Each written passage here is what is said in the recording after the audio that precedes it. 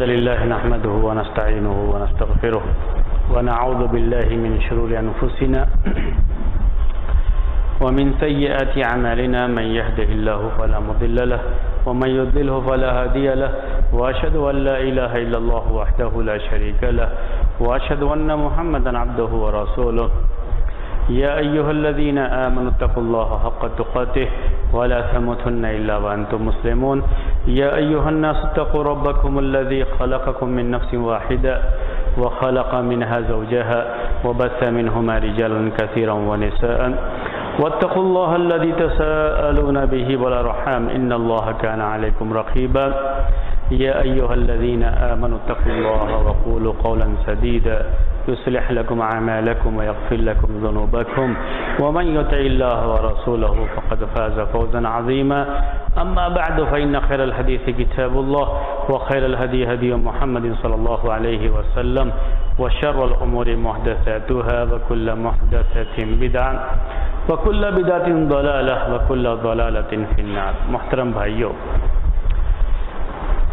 صحابہ کے زمانے میں قرآن کی تفسیر کے مصادر کیا تھے، یعنی کون سی جگہیں تھیں جہاں سے یہ لوگ تفسیر حاصل کرتے تھے اور تفسیر کا علم حاصل کرتے تھے، اس کے بارے میں بات آپ کے سامنے چل رہی تھی.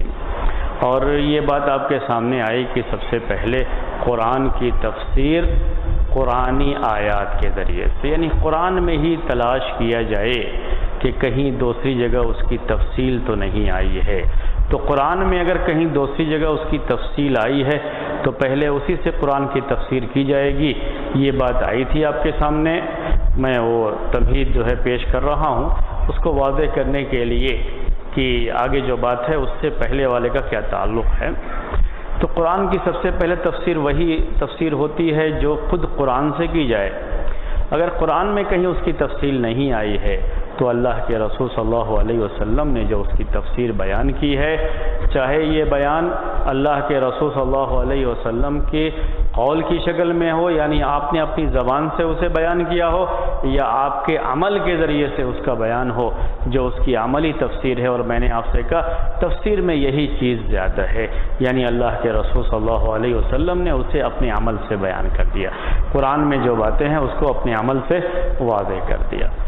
تیسری بات جو اس میں تھی جس سے صحابہ تفسیر لیتے تھے یا تفسیر بیان کرتے تھے، وہ خود صحابہ کی جو اپنی صلاحیت تھی، اللہ نے جو ان کو سمجھ دے رکھی تھی، سمجھ دے رکھی تھی عربی زبان جاننے کے لحاظ سے، قرآن کو جو وہ سمجھتے تھے اس کے لحاظ سے بھی وہ قرآن کو سمجھا کرتے تھے، اس کی تفسیر بیان کرتے تھے. یہ تین باتیں آپ کے سامنے آ چکی تھیں. اب چوتھی بات، صحابہ نے جس سے تفسیر حاصل کیا، تفسیر کا علم حاصل کیا، جہاں سے تفسیر حاصل کی، وہ چوتھی جگہ کیا ہے؟ اس کو ہم اسرائیلیات کہتے ہیں. اس کو اسرائیلیات کا مطلب یہ ہوتا ہے، لفظ یہی استعمال کیا جاتا ہے اسرائیلیات. اس کا مطلب یہ ہوتا ہے کہ اللہ کے رسول صلی اللہ علیہ وسلم کے زمانے میں یا آپ کے بعد جو یہودی مسلمان ہوئے، اہل کتاب میں سے جو مسلمان ہوئے جنہوں نے اسلام قبول کیا، یہ اہل کتاب یہودی یا نصرانی. تو چونکہ تورات میں بھی، انجیل میں بھی، تورات جو پہلے نازل کی گئی اس میں بھی آدم علیہ السلام کا قصہ ملے گا آپ کو، اس میں بھی ابراہیم علیہ السلام کا قصہ ملے گا. تو یہ صحابہ جو تورات کے بارے میں جانتے تھے، اور اس میں سے بعض صحابہ ایسے بھی ہیں جو یعنی یہودیوں کے جو عالم تھے، ان کے گھروں کے پیدا ہوئے، ان کے گھروں میں پرورش پائے ہوئے تھے، وہ جانتے تھے تورات میں کیا ہے، ان کو تورات کا علم تھا. یا اللہ کے رسول صلی اللہ علیہ وسلم کی وفات کے بعد جو یہودی اسلام قبول کیے، صحابہ کے دور میں وہ موجود تھے. تو یہ لوگ بعض صحابہ جا کر کے ان سے پوچھتے تھے کہ تورات میں اس کے بارے میں کیا ہے. آدم علیہ السلام اور آدم علیہ السلام کے دونوں بیٹوں کے جو قصہ ہے، اب یہ قصہ صرف قرآن میں نہیں ہے بلکہ کس میں ہے؟ تورات میں بھی. تو اس کی تفصیلات تورات میں کیا بیان کی گئی ہیں؟ مختلف انبیاء کے قصے جو تورات میں بیان کیے گئے ہیں، یہ جا کر کے وہ اہل کتاب جو صحابہ تھے یا صحابہ نہیں تو تابعین میں سے تھے، اللہ کے رسول صلی اللہ علیہ وسلم کی وفات کے بعد وہ اسلام قبول کیے تھے، لیکن وہ اصلاً یہودی تھے پہلے، تو ایسے لوگوں سے بھی انہوں نے قرآن کی بعض آیتوں کی تفسیر، یہ سارے صحابہ نے بلکہ بعض صحابہ کے بارے میں یہ بات آتی ہے کہ انہوں نے قرآن کی بعض آیتوں کی تفسیر اہل کتاب یعنی اسرائیلیات سے انہوں نے حاصل کیا تھا، اور اس کی روشنی میں وہ بیان کرتے تھے۔ قرآن کا طریقہ جو قصے اور کہانیاں ہیں قرآن کے اندر، اس میں قرآن کا طریقہ یہ ہے کہ قرآن میں صرف قصے کا وہی حصہ بیان کیا جاتا ہے جس میں نصیحت کا پہلو ہے، جس سے ہم کو عبرت ہو سکتی ہے، جس سے ہم کو نصیحت حاصل کرنی ہے۔ پورا قصہ بیان نہیں کیا جاتا ہے، یعنی موسیٰ علیہ السلام کا قصہ پورا قصہ بیان نہیں کیا جائے گا، ان کے قصے کا وہ پہلو جس میں ہمارے لیے نصیحت ہے اور ہمارے لیے عبرت کی بات ہے، قرآن میں اسی حصے کو بیان کیا گیا ہے۔ لیکن انسان کی خواہش ہوتی ہے تفصیل جاننے کی اس کے بارے میں، تو یہ جو قرآنی قصے ہیں اس کی تفصیلات اکثر کہاں سے ملتی ہیں؟ اسرائیلیات سے۔ جو تفسیر کی کتابوں میں آپ کو یہ چیز ملے گی وہ کہاں سے ملتی ہے؟ اسرائیلیات سے۔ کہیں کہیں تو اللہ کے رسول صلی اللہ علیہ وسلم نے تھوڑا حصہ بیان کر دیا، جیسے موسیٰ اور خضر کا قصہ ہے علیہم الصلاۃ والتسلیم، قرآن میں بھی ہے یہ سورہ کہف میں، اور اللہ کے رسول صلی اللہ علیہ وسلم نے بھی اس کو حدیث میں بیان فرمایا۔ تو کہیں تھوڑی بہت تفصیل حدیث میں آ جاتی ہے، لیکن بہت کم ہے یہ، کیونکہ قرآن میں قصے بیان کرنے کا مقصد صرف قصہ کہانی نہیں ہے کہ آپ کو قصہ پورا یاد ہونا چاہیے، بیان ہونا چاہیے، نہیں، یہ مقصد ہی نہیں ہے اس کا۔ مقصد صرف یہ ہے کہ اس میں ہمارے لیے نصیحت کیا ہے، عبرت کی بات کیا ہے، اور اسی حصے کو خاص طریقے سے قرآن میں بیان کیا گیا۔ لیکن بعض صحابہ، جیسا کہ میں نے آپ سے کہا کہ انہوں نے اہل کتاب جو صحابہ یا تابعین تھے ان سے قرآن کے بعض قصوں کی تفصیلات معلوم کی، جیسے عبداللہ بن سلام ایک صحابی ہیں، اللہ کے رسول صلی اللہ علیہ وسلم کے زمانے میں ہی انہوں نے اسلام قبول کیا تھا، اور یہ بڑے مشہور صحابی ہیں اس لحاظ سے کہ دنیا میں ہی ان کو جنت کی بشارت بھی حاصل تھی۔ عبداللہ بن سلام یہ یہودیوں کے سردار کے بیٹے تھے، یہودیوں میں جو عالم ہوتے تھے، تو اس خاندان کے، اس گھر کے جو ہے یہ چشم و چراغ تھے، اس خاندان کے یہ تھے، اس لیے ان کی اہمیت بھی بہت زیادہ تھی عبداللہ بن سلام۔ ان کے اسلام لانے کے بارے میں آپ نے پڑھا ہوگا، صحیح بخاری، صحیح مسلم وغیرہ کی احادیث میں یہ چیز موجود ہے کہ جب اللہ کے رسول صلی اللہ علیہ وسلم کی ہجرت کی بات انہوں نے سنی کہ مکے سے ہجرت کر کے مدینہ آ رہے ہیں، تو اللہ کے رسول صلی اللہ علیہ وسلم کو دیکھنے کی خواہش ہر ایک کو تھی، ان کو بھی تھی، کہتے ہیں میں بھی دیکھنے کے لیے گیا۔ آپ کو دیکھنے کے بعد ہی ان کو یقین ہو گیا کہ یہ وہی رسول ہیں جو ہماری کتابوں میں جن کا ذکر ہے، اور ہماری کتابوں میں جن کے بارے میں یہ بیان ہے کہ آخری زمانے میں ایک نبی آنے والے ہیں، بالکل یہ وہی نبی ہیں۔ یقین ہو گیا، لیکن فوراً آ کر کے اسلام قبول نہیں کیا، بلکہ اللہ کے رسول صلی اللہ علیہ وسلم کی خدمت میں حاضر ہوئے اور کہا میں اسلام قبول کرنا چاہتا ہوں، لیکن ہماری جو قوم ہے یہودی قوم، کبھی کہتے ہیں گھر کا بھیدی لنکا ڈھاوے، سنا ہوگا آپ لوگوں نے، اردو میں، ہندی میں جو ہے اسے محاورہ کہا جاتا ہے، یعنی کہاوت بھی کہتے ہیں ہندی میں، کہاوت۔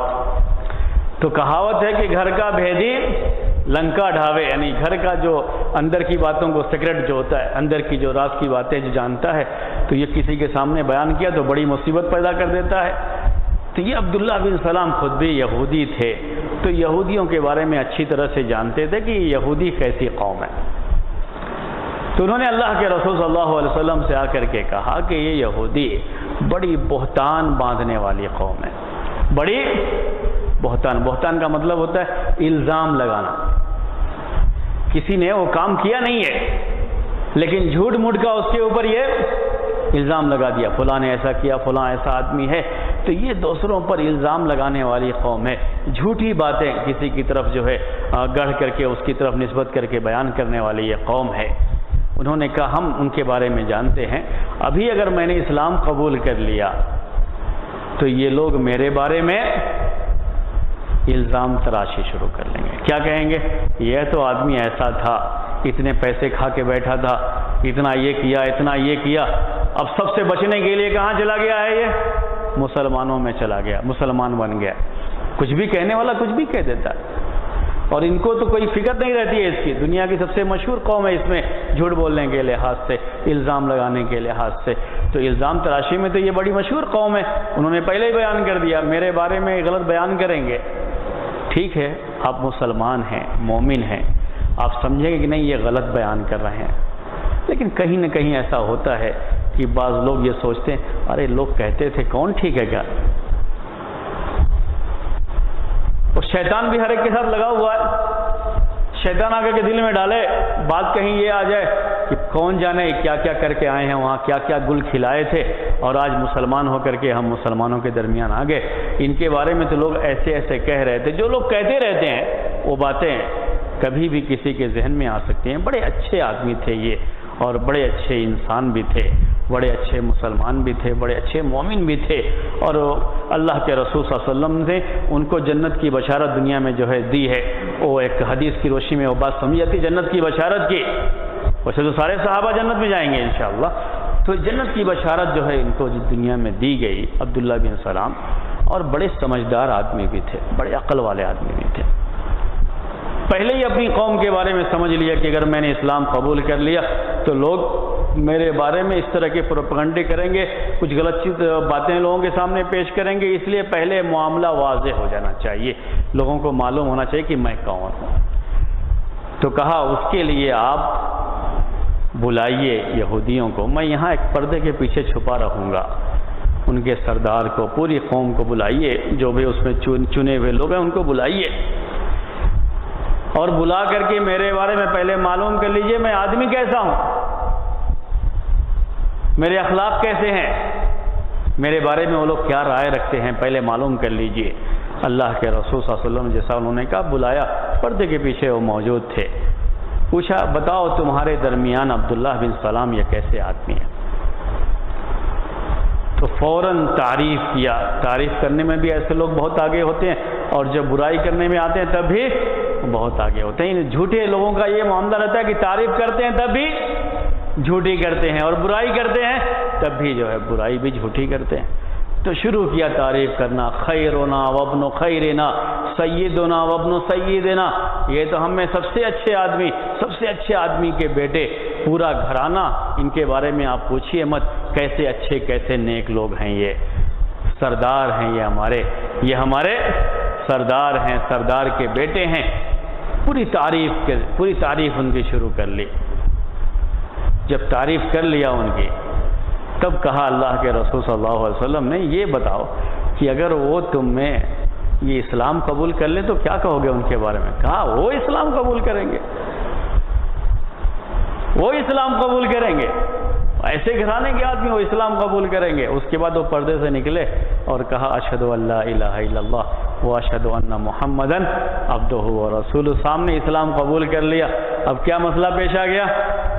اسی مجلس میں اسی زبان سے کہا تھا خیرنا وابن خیرنا، ہم میں سب سے اچھے آدمی کے بیٹے، اسی میں کہہ رہے ہیں شرنا وابن شرنا۔ کیسی قوم ہے آپ کو اندازہ ہوگی، ہم میں سب سے برے آدمی یہی ہیں۔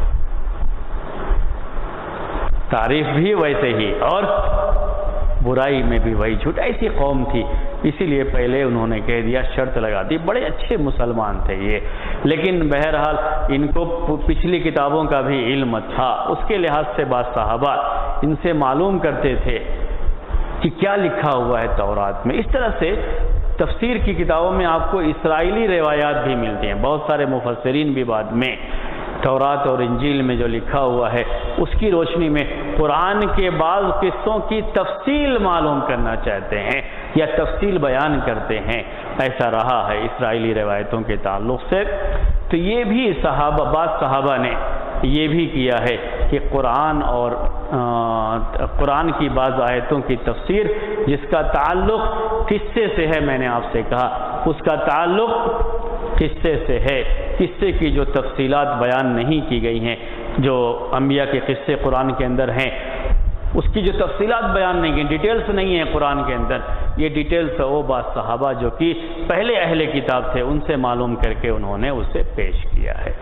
اسی لیے محدثین کے یہاں یہ شرط رہتی ہے کہ جب تفسیر کی کسی روایت کے بارے میں آپ کو معلوم کرنا ہو کہ یہ روایت صحیح ہے یا صحیح نہیں ہے، تفسیر کے بارے میں معلوم کرنا ہو کہ یہ بات اس صحابی نے اللہ کے رسول صلی اللہ علیہ وسلم سے سن کر کے کہی ہوگی یا اپنی طرف سے کہی ہے یا کسی اہل کتاب میں سے سن کر کے کہی ہے، ان سے سن کر کے کہی ہے، یہودیوں سے معلوم کر کے کہی ہے، تو یہ شرط لگاتے ہیں کہ ایسے صحابی نے اگر بیان کیا ہے جنہوں نے اہل کتاب سے علم حاصل نہیں کیا ہے، تو ان کی جو تفسیر کی روایتیں ہوتی ہیں اور جس کا تعلق آدمی کے عقل سے نہیں ہوتا، اس کی سمجھ سے نہیں ہوتا، اس کو ہم یہ مانیں گے کہ یہ اللہ کے رسول صلی اللہ علیہ وسلم کی تفسیر ہے۔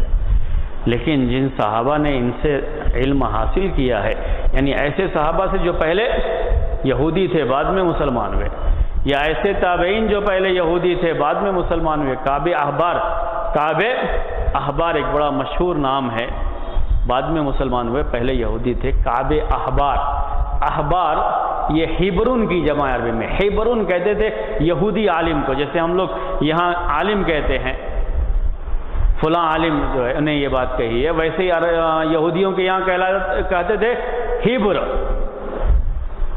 اور احبار یہ اس کا پلورل فارم ہے، یعنی جمع ہے اس کی، تو ایک ہی کعب کو کعب احبار کہتے تھے، یعنی بہت بڑے عالم یہ یہودیوں کے مانے جاتے تھے۔ ان کے بھی اسلام قبول کرنے کے بعد لوگ ان سے پوچھتے تھے کیا ہے تورات میں، کیا ہے اس کے بارے میں، انہوں نے بتائی ہیں بہت ساری چیزیں۔ تو ایسے صحابہ جنہوں نے ان سے پوچھا، معلوم کیا، ایسے صحابہ کی جو تفسیر کی روایتیں ہوتی ہیں اس کو یہ دیکھا جاتا ہے کہ یہ اللہ کے رسول صلی اللہ علیہ وسلم سے ہو سکتی ہے یا نہیں ہو سکتی۔ تو جن صحابہ نے حاصل کیا ان سے، یعنی اہل کتاب سے، قوم یہود سے، ان کے بارے میں یہ رہتا ہے کہ انہوں نے ان سے حاصل کیا ہوگا، اس لیے اس تفسیر کو اتنی اہمیت نہیں دی جاتی۔ اس میں ایک خاص طریقے سے عبداللہ بن عمر بن عاص رضی اللہ تعالی عنہما کا نام آتا ہے۔ ایک مشہور صحابی ہیں عمر بن عاص، جنہوں نے مصر فتح کیا تھا، جسے آج کل آپ ایجپٹ کہتے ہیں، مصر کے فاتح کہلاتے ہیں۔ ان کے بیٹے تھے عبداللہ بن عمر بن عاص، عبداللہ ان کے بیٹے۔ یہ چار مشہور جو عبداللہ جن کے نام ہے صحابہ میں، چار جو ہے مشہور، اس میں سے ایک یہ بھی ہیں عبداللہ بن عمر بن عاص۔ ویسے عبداللہ نام کے صحابہ بہت ہیں، لیکن اس میں سے چار، میں اس سے پہلے بتایا ہوں آپ کو، یہ جب وہ اصول حدیث بتا رہا تھا، ان کو عبادلہ اربعہ کہا جاتا ہے، یعنی چار عبداللہ۔ حالانکہ عبداللہ نام کے بہت ہیں، وہ چار کون کون سے ہیں؟ عبداللہ ابن عباس، عبداللہ ابن عمر، عبداللہ ابن زبیر، عبداللہ بن عمر بن عاص، اور ہاں میں نے کہا تھا عبداللہ نام کے بہت ہیں صحابی، تو اس میں عام طریقے سے وہ یہ آ جاتا ہے کہ عبداللہ ابن مسعود بھی کوئی بولے تھے آپ میں سے، ابھی یہی وہ بھی عبداللہ نام کے جو، تو عبداللہ بن مسعود بھی کوئی بولے تھے آپ میں سے، عبداللہ ابن مسعود اس میں نہیں ہے۔ میں نے کہا عبداللہ نام کے بہت ہیں، جو عبادلہ اربعہ کہتے ہیں اس میں عبداللہ ابن مسعود نہیں ہے۔ حالانکہ وہ بہت صحابہ میں بہت بڑے عالم مانے جاتے تھے، ان کی بہت اہمیت ہے، لیکن ان کی وفات جلدی ہو گئی تھی۔ اللہ کے رسول صلی اللہ علیہ وسلم کی وفات کے بعد 22 سال کے بعد، 22 ایئرس، 22 سال کے بعد ان کی وفات ہو گئی تھی، 32 میں ان کی وفات ہو گئی تھی۔ بقیہ جو عبداللہ ہیں، جو یہ چار عبداللہ، یہ سب کے سب اللہ کے رسول صلی اللہ علیہ وسلم کی وفات کے بعد 50 سال سے بھی زیادہ زندہ رہے یہ لوگ۔ تو یہ بات اصل میں بعد میں بنائی گئی تھی، یہ چار عبداللہ بول کر کے، ان جو ہے مشہور عبداللہ یہ صحابہ میں سے، تو ایک اصطلاح بنا لی گئی تھی، تو اس لیے عبداللہ ابن مسعود اس میں نہیں آتے ہیں۔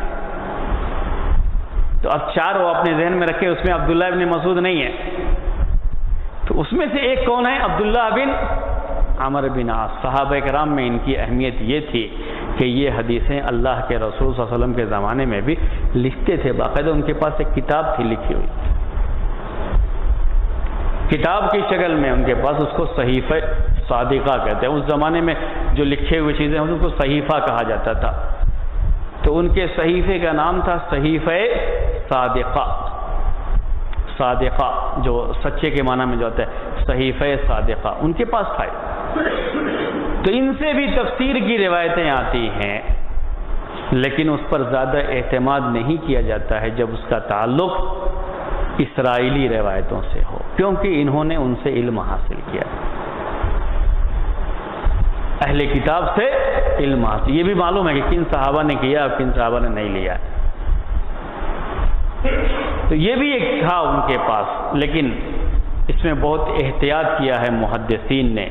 اسی لیے حدیث کی کتابوں میں عام طریقے سے تفسیر میں جب باتیں آتی ہیں تو اہل کتاب کی تفسیر اس میں ذکر نہیں کی جاتی ہے۔ یہ اسرائیلیات بھی جو بیان کی جاتی ہیں تفسیر کی کتابوں میں، اسرائیلیات سے مراد اسرائیلی روایتیں، اسرائیلی روایتیں۔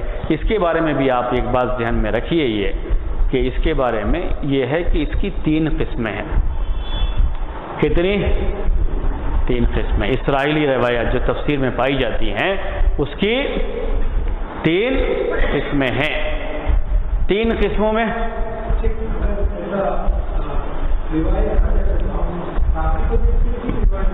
روایت کو دیکھتے ہیں پہلے، اس کے بعد یہ بھی معلوم ہوتا ہے کس صحابی سے ہے، اس کی روشنی میں۔ ساری اسرائیلی روایت صحابہ سے نہیں ہے۔ میں نے آپ سے کہا کہ بعد میں بھی مفسرین، تورات چونکہ موجود تھی تو پڑھتے تھے، بہت سارے ہندوستان میں اردو کے جو مفسرین ہیں انہوں نے بھی ایسا کیا، تو بعض قصوں کی تفصیل کہاں سے بیان کرتے ہیں؟ تورات، جو ان کے پاس انگلش کا نسخہ تھا تورات کا، اس کو پڑھ کر کے انہوں نے جو ہے بہت ساری تفسیر میں باتیں بیان کی ہیں۔ تو یہ سمجھنا پڑتا ہے کہ یہ کہاں سے انہوں نے بیان کیا، یہ تفصیلات اکثر کہاں سے آئی ہیں؟ بعد میں انہوں نے جو تورات اور انجیل جو لوگوں نے بعد میں پڑھی مفسرین، وہ بھی بہت سارے مفسرین پڑھ کر کے تفسیر کی کتابوں میں اس کو بیان کرتے ہیں۔ تو یہاں یہ ضروری ہوتا ہے کہ ہم اس چیز کو ذہن میں رکھیں کہ جو یہ اسرائیلی روایات ہوتی ہیں، اسرائیلی روایات کا مطلب یہ ہوتا ہے جب بھی کہا جائے بنی اسرائیل سے یہ اسرائیلی روایات بھی، یعنی تورات اور انجیل میں جو باتیں بیان کی گئی ہیں اور جو انبیاء کے پچھلے انبیاء کے قصے وہ تورات اور انجیل میں بھی ہیں، قرآن میں بھی ہیں۔ تو تورات اور انجیل سے جو روایتیں لے کر کے لوگ تفسیر میں بیان کرتے ہیں، قصے کی تفصیل بیان کرتے ہیں، تو یہ تورات اور انجیل والی روایتیں، اسرائیلی روایتیں، اس کی 3 قسمیں ہیں۔ پہلی قسم ہے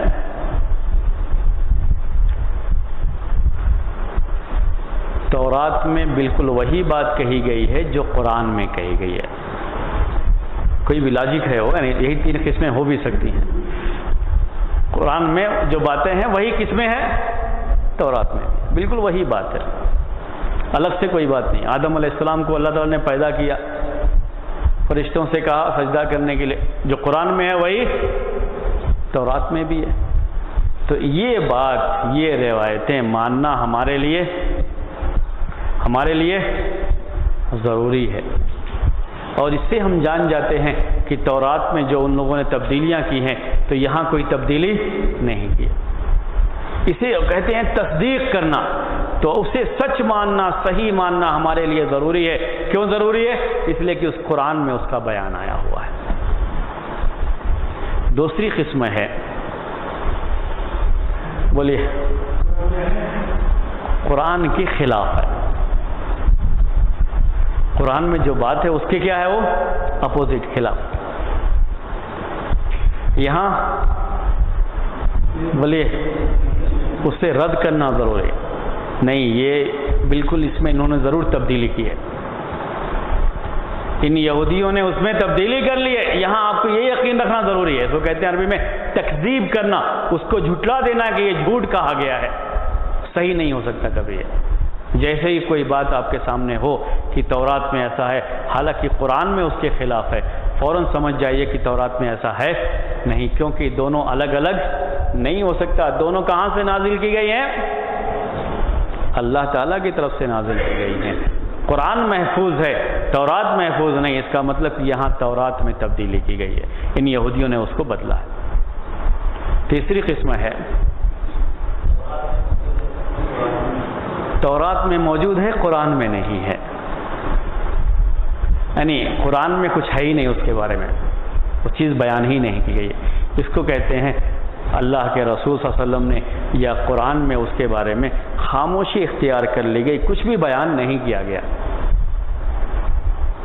تو یہاں اللہ کے رسول صلی اللہ علیہ وسلم نے کہا لا تصدقوا اہل الکتاب ولا تکذبوہ،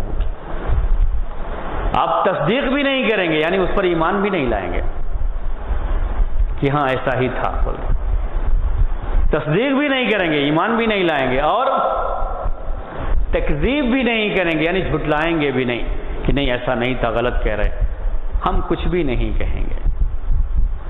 تو یہاں یہ بات آتی ہے، اللہ کے رسول صلی اللہ علیہ وسلم کا یہ ارشاد آتا ہے کہ لا تصدقوا اہل الکتاب ولا تکذبوہم، کہ اہل کتاب کو نہ جھٹلاؤ اور نہ ان کی تصدیق کرو۔ یہ کب بات آتی ہے؟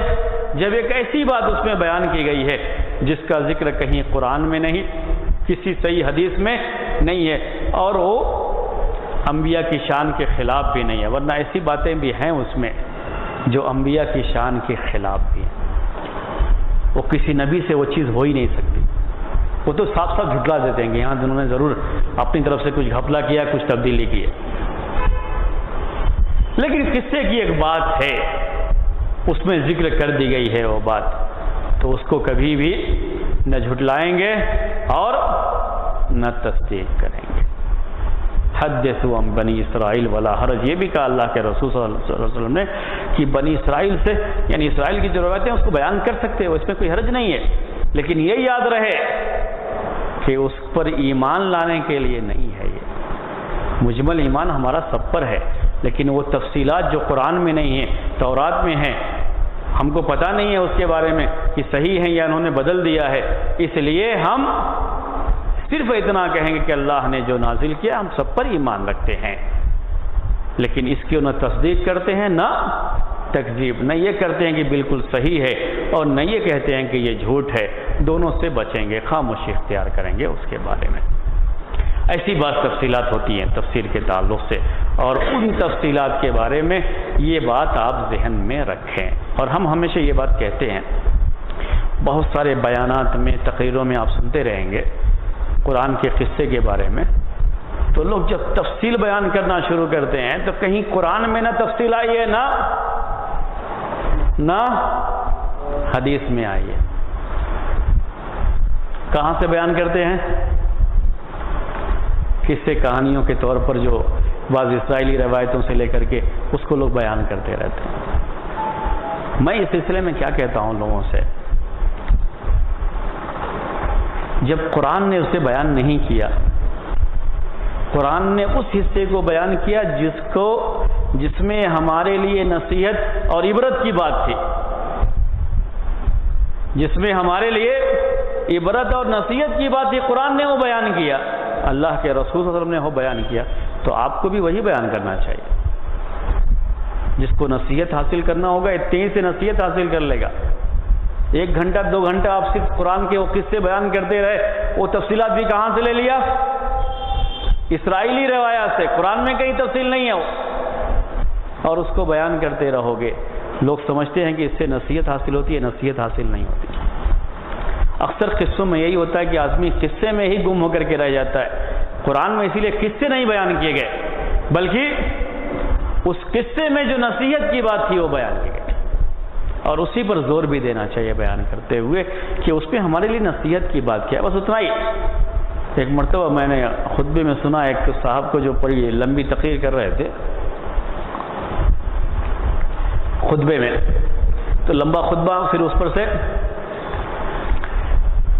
موسیٰ علیہ السلام کی جو شادی ہوئی ہے، وہ جانتے ہیں آپ شادی، ہاں قرآن میں کیا بیان کیا گیا ہے؟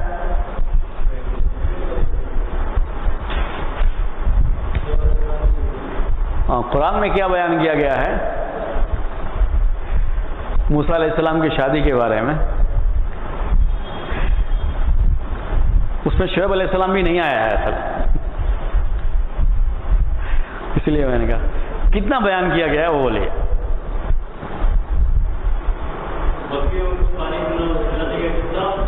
ہاں صرف اتنا بیان کیا گیا قرآن میں جو انہوں نے کہا کہ موسیٰ علیہ السلام جب وہاں سے بھاگ کر کے گئے اور جا کر کے وہاں ایک درخت کے پاس کھڑے ہوئے، اللہ تعالیٰ سے دعا بھی کی، اور وہاں دیکھا کہ لوگ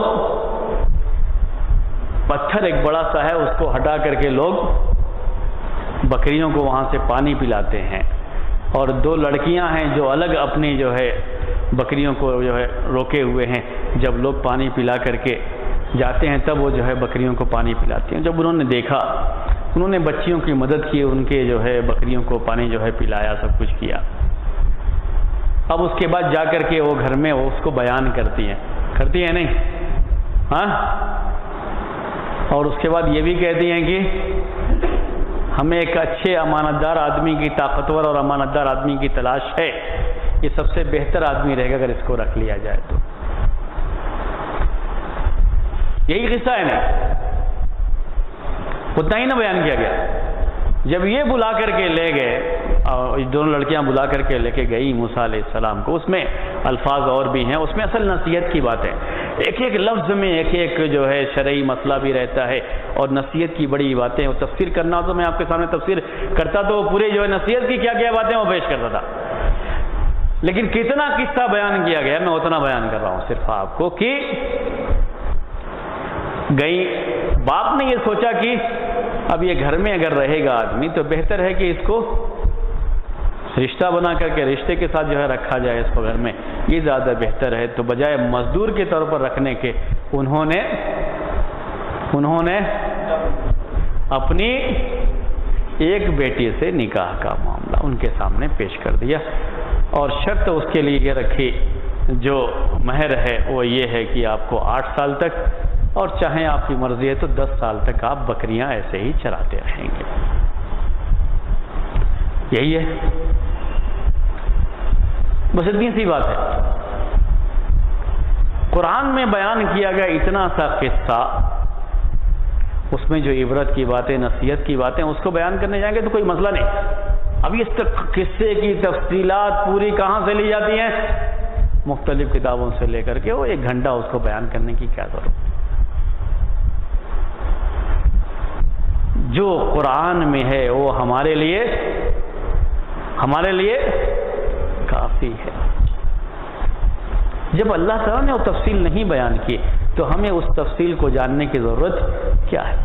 اس کے پیچھے پڑنے کی ضرورت کیا ہے؟ کیوں اس کے پیچھے پڑتے ہیں؟ جو نصیحت حاصل کرنی تھی وہ اتنے حصے سے حاصل ہو جائے گی جتنا اللہ تعالیٰ نے بیان فرمایا. اسی لیے امام ابو زرع رحمۃ اللہ علیہ بڑے مشہور محدث گزرے ہوئے ہیں. امام ابو زرع رحمۃ اللہ علیہ بڑے مشہور محدث ہیں. یہ کہتے ہیں کہ جو آدمی قرآن سے نصیحت نہ حاصل کر سکے وہ کسی اور چیز سے نصیحت نہیں حاصل کر سکے.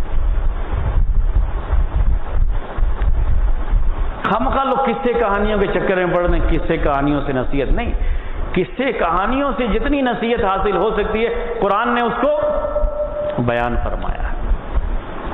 اب جس کے لیے قرآن نصیحت کے لیے کافی نہ ہو، اس کو یہ قصے کہانیاں لوگوں کے فلاں کے قصے جو بیان کر کے لوگوں کو کیا نصیحت اس سے حاصل ہوگی؟ قصے کہانیوں میں لوگ صرف دلچسپی لیتے ہیں، دلچسپی سے سنتے ہیں اور دوسرے کام سے اس وقت ختم ہو جاتا ہے معاملہ. اس کے بارے میں وہ عبرت کی جو باتیں ہوتی ہیں اس پر زور نہیں دیا جاتا ہے، نصیحت کی جو باتیں ہوتی ہیں اس پر زور نہیں دیا جاتا ہے، اس لیے پورے مسائل ہوتے ہیں، نصیحت حاصل نہیں ہوتی ہے. تو اسرائیلی روایتوں کے بارے میں یہ بات ذہن میں رکھیے. ہم اس کو بہتر سمجھتے ہیں کہ ان اسرائیلی روایتوں کی روشنی میں یہ قصے کہانیاں بیان، وہ تفصیلات بیان کرنے کی ضرورت نہیں. اتنا ہی حصہ بیان کیا جائے جتنا قرآن نے بیان کیا، وہی ہمارے لیے کافی ہے. نصیحت کے لیے بھی وہی کافی ہے، اس کو ہمیں ذہن میں رکھنا چاہیے. جو اسی طرح سے آدم علیہ السلام اور جو ہے حوا علیہ السلام کے بارے میں بہت ساری جو باتیں ہیں وہ اکثر کہاں سے لی جاتی ہیں؟ اسرائیلی روایتوں سے لی جاتی ہے. پھر وہ تفسیر کی کتابوں میں موجود ہے. وہ تفسیر کی کتابوں سے لوگ اس کو بیان کرنا شروع کر دیتے ہیں. وہ کہیں بھی صحیح روایتوں میں اس کا ذکر نہیں آیا ہوا. کیوں ہم اس کے پیچھے پڑیں گے؟ عام طریقے سے یہ چیزیں عبداللہ ابن عباس رضی اللہ تعالیٰ عنہما سے بھی نہیں آتی ہیں.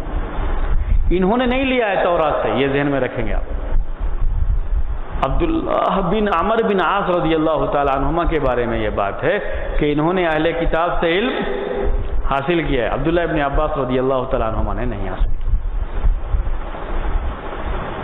تو روایتیں دیکھی جاتی ہیں، اس کی روشنی میں اس کا فیصلہ کیا جاتا ہے، اس کے بارے میں جانکاری حاصل کی جاتی ہے، اور اسی لحاظ سے اس کو پیش کریں نہ کریں وہ پوری تفصیل سامنے جو ہے ہمارے رہنی چاہیے. اسے میں نے آپ سے کہا قرآن میں جتنا قصہ بیان کیا گیا اسی پر اتفاق کریں تو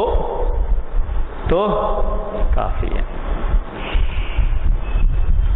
آدم علیہ السلام سے جب غلطی ہوئی تو انہوں نے کیا کیا؟ بولیے.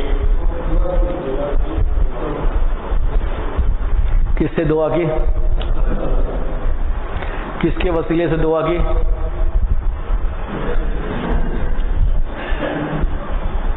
ہاں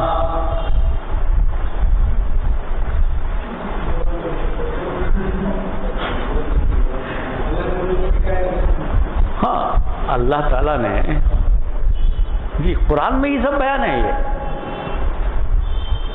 اب قرآن میں جتنا بیان ہے اتنا کافی ہو تو یہ مسائل نہیں پیدا ہوتے، ورنہ خامخواہ کے مسائل پیدا ہوتے ہیں. قرآن میں ہی یہ بیان ہے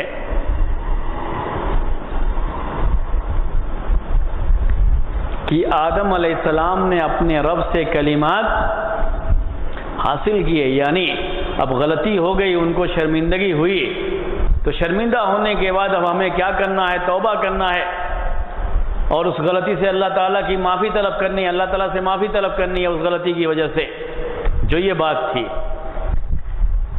یہ بات معافی کیسے مانگنی ہے کس نے سکھایا؟ اللہ تعالیٰ نے سکھایا. قرآن میں ہی اس کا بیان ہے کہ کہو ربنا ظلمنا انفسنا وَإِن لَّمْ تَغْفِرْ لَنَا وَتَرْحَمْنَا لَنَكُونَنَّ مِنَ الْخَاسِرِينَ. اللہ تعالیٰ نے معاف کر دیا، مسئلہ ختم ہو گیا. اب یہ تفصیلات کہاں سے آتی ہیں کہ انہوں نے آسمان نہیں، ابھی دنیا میں آئے نہیں ہیں نا وہ، تو آسمان کی بات ابھی مت کیجیے. جی ہاں، تو آدم علیہ السلام نے، یہ بیانات کی بات ہے، سب صرف بیان کا مسئلہ ہے. یہ قصے کہانیاں جو بیان کرنا شروع کرتے ہیں تو ایسے ہی بیان کرنا شروع کرتے ہیں. اس کے بعد انہوں نے اللہ تعالیٰ سے دعا کی اللہ کے رسول صلی اللہ علیہ وسلم کے وسیلے سے، محمد کے وسیلے سے. تو اللہ تعالیٰ نے ان کو معاف کیا تھا. پھر اللہ تعالیٰ نے پوچھا تم کو یہ معلوم کیسے ہو گیا محمد یہ کون ہے؟ یہ کہا کہ عرش پر ان کا نام لکھا ہوا میں نے دیکھا تو میں سمجھ گیا کوئی بڑی اہم شخصیت ہو گئی. یہ ساری باتیں کہاں سے آ گئیں؟ اگر یہ مسئلہ ہوتا کہ قرآن میں ہے، صحیح حدیث میں جو ہے وہی ہماری نصیحت کے لیے کافی ہے، تو یہ سب مسائل نہیں آتے. یہ سب مسائل وہیں سے آتے ہیں. وہ خواہ مخواہ کی جو قرآن میں تفصیل نہیں، حدیث میں تفصیل نہیں، اس کو لوگوں کے سامنے بیان کرنا شروع کرتے ہیں تو یہ سب مسائل پیدا ہوتے ہیں. یہ سب چیزیں پیدا ہوتی ہیں، اس سے بچنا چاہیے. وہ سب پیش بھی نہیں کرنا چاہیے اور اس کو بچنا چاہیے. تو بالکل ہی موضوع من گھڑت قسم کی روایت ہے جو ثابت ہی نہیں ہے کسی بھی طرح سے، اور اس کو بیان کرنا بھی غلط ہے. کوئی بیان کرے تو اس کو نکیر بھی کرنا چاہیے، اس کا بیان نہیں سننا چاہیے جو آدمی اس طرح سے بیان کرے. تو یہ سب چیزیں ہو جاتی. اب اس کے بعد یہ مسئلہ تھا صحابہ کا، جو صحابہ کے دور میں جو تفسیر تھی اس کے تعلق سے. صحابہ میں جو مشہور صحابہ جن سے تفسیر قرآن کی آئی ہوئی ہے، قرآن کی تفسیر آئی ہوئی ہے، اس میں سب سے پہلا نام کن کا ہے؟ سب سے پہلا نام جن کو قرآن کی تفسیر کا علم سب سے زیادہ تھا وہ ابو بکر رضی اللہ تعالی عنہ ہے. جن کو قرآن کی تفسیر کا علم سب سے زیادہ تھا. اس کے بعد عمر رضی اللہ تعالیٰ عنہ ہیں، عثمان رضی اللہ تعالیٰ عنہ ہیں، علی رضی اللہ تعالیٰ عنہ ہیں. 4 مشہور خلفاء. امام سیوطی رحمۃ اللہ علیہ نے سب سے پہلے ان کا ذکر کیا. یہاں بھی وہ حدیث والا معاملہ ذہن میں رکھیے گا. میں جو سمجھایا تھا آپ کو، ایک ہوتا ہے جاننا اور ایک ہوتا ہے اس کو روایت کرنا. تو سب سے زیادہ علم کس کے پاس تھا؟ ابوبکر رضی اللہ تعالیٰ عنہ کے پاس، چونکہ اللہ کے رسول صلی اللہ علیہ وسلم کا ساتھ سب سے زیادہ انہی کو ملا تھا. عمر رضی اللہ تعالیٰ عنہ کو کتنا علم دیا گیا تھا، اس کی تعریف اللہ کے رسول صلی اللہ علیہ وسلم نے کی ہے، علم ان کو جو دیا گیا تھا. لیکن ابوبکر رضی اللہ تعالیٰ عنہ نے جو تفسیر، جو ان کی سمجھ تھی، تفسیر جو قرآن کی تھی، اس کو بیان نہیں کیا. اسی لیے تفسیر کی کتابوں میں آپ کو ابوبکر رضی اللہ تعالیٰ عنہ کی تفسیر کا ذکر نہیں ملے گا، لیکن وہ جانتے تھے تفسیر اچھی طرح سے. زیادہ مشہور نام یہی ہیں. اس کے بعد ان لوگوں کے پاس بعد جو نام آتا ہے وہ ہے عبداللہ ابن مسعود رضی اللہ تعالیٰ عنہ. عبداللہ ابن مسعود علم کے لحاظ سے صحابہ میں بڑا اونچا مقام تھا ان کا. ابی ابن کعب، انس بن مالک، ابو ہریرہ رضی اللہ تعالیٰ عنہ، عبداللہ ابن عمر، جابر بن عبداللہ، عبداللہ بن عمر بن عاص، جن کے بارے میں نے آپ کو بتایا کہ یہ اہل کتاب سے بھی لیتے تھے. عائشہ رضی اللہ تعالیٰ عنہ، اللہ کے رسول صلی اللہ علیہ وسلم کی بیوی، جو مفسرین صحابہ ہیں جن سے تفسیر آتی ہے، یہ مشہور صحابہ ہیں. بقیہ اور صحابہ بھی جانتے تھے، لیکن ان صحابہ میں جن صحابہ سے کثرت سے تفسیر کی روایتیں آئی ہیں وہ 4. ہم صرف کس کے بارے میں بات کریں گے؟ 4 کے بارے میں، جن سے تفسیر کی کتابوں میں آپ کو تفسیر زیادہ ملتی ہے. وہ کتنے ہیں؟ 4 ہیں. سب سے پہلے اس میں عبداللہ ابن عباس ہیں. سب سے پہلے عبداللہ ابن عباس ہیں. دوسرے نمبر پر عبداللہ ابن مسعود ہیں. تیسرے نمبر پر علی رضی اللہ تعالیٰ عنہ ہیں. اور چوتھے نمبر پر ابی ابن کعب. یہ ترتیب ذہن میں رکھیں. ان کی عمر کے لحاظ سے ترتیب نہیں ہے، بلکہ جو تفسیر کی روایتیں آتی ہیں اس کے لحاظ سے میں نے تفسیر یہ پیش کی ہے. ورنہ عبداللہ ابن عباس رضی اللہ تعالیٰ عنہ عمر کے لحاظ سے ان میں سب سے چھوٹے تھے، لیکن سب سے زیادہ تفسیر کی روایتیں کن سے آتی ہیں؟ عبداللہ ابن عباس رضی اللہ تعالیٰ عنہما سے. اس کے بعد عبداللہ ابن مسعود، علی رضی اللہ تعالیٰ عنہ اور ابی ابن کعب. اور بھی صحابہ سے آتی ہیں، لیکن میں یہ بات کہہ رہا ہوں کہ کثرت سے بہت زیادہ جن صحابہ سے آتی ہے وہ یہ صحابہ، 4 صحابہ. اب ان کے بارے میں اور ان کی تفسیری جو روایات ہوتی ہیں ان کے بارے میں ان کا کیا مقام ہے، انشاءاللہ آئندہ ہفتے درس میں بات عبداللہ ابن عباس رضی اللہ تعالی عنہما کی تفسیر سے بات جو ہے اب آئندہ ہفتے آپ کے سامنے رکھی جائے گی. اگر کوئی سوال ہو تو آپ سوال